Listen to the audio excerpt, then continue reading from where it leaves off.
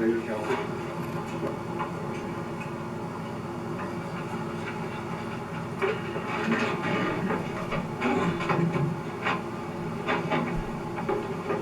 At the August meeting, after discussions on the police force, Mr. Foley asked me if I had read their community assessment. Mr. Foley stated that he had read it and the people had spoken. I obtained the original assessment document of September 2013 and the summaries in both Word and PDF format.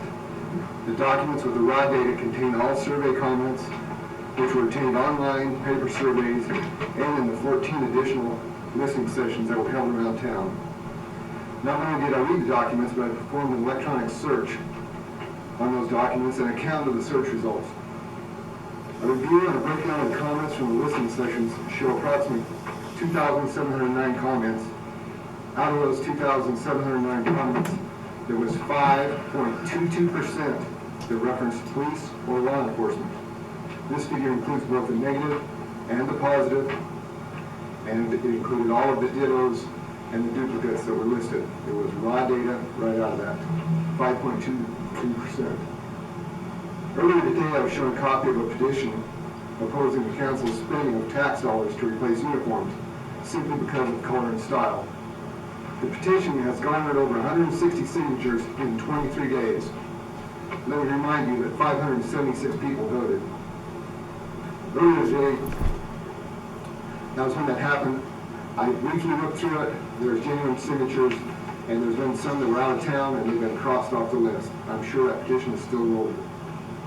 Yes, Mr. Foley, the people have spoken, and the issue of police force and certainly uniform color were not the most concerning issues. If there was a genuine concern, you would put your personal agenda aside, be a professional, and concentrate on the main issues such as business retention, business growth, the town's overall appearance, and community activities. Perhaps the council should reread this community assessment and understand that it's an overview developed to help our town and our community grow.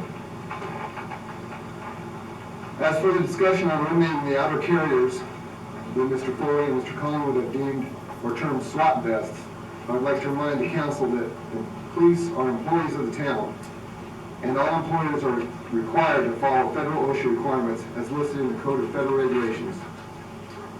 Every occupation or industry has job-specific personal protective equipment. Although CFR 1910.132 has not specifically updated the list of personal protective equipment for the torso, such as body armor in general, the regulations clearly state the following. In situations that are not specifically defined by state or federal regulations, OSHA has what is known as a general duty clause. This general duty clause can be used for enforcement by compliance officers when there is no specific OSHA standard. This general duty clause can be used in cases involving injury, accident, or claim thereof. Code of Federal Regulations 19712B-2 deals with failure to comply with safety standards, but we'll leave that for another time. Several precedents have been set in many states starting well before 2010. Let me read you a quick excerpt of one. A department's assessment indicating that its armed police officers never have a need for body armor, or that wearing body armor is always at the officer's discretion, is unlikely to be accepted as credible. That's out of some other precedents that have been set. As for the inner vest, manufacturers state that if using identical panels, similar protection can be achieved in certain circumstances. There is no disputing that the outer carriers are more efficient, they spread the equipment and load more evenly, they provide a quicker don and doff process, and they allow the wearer a significantly higher range of movement, all of which increase officer safety.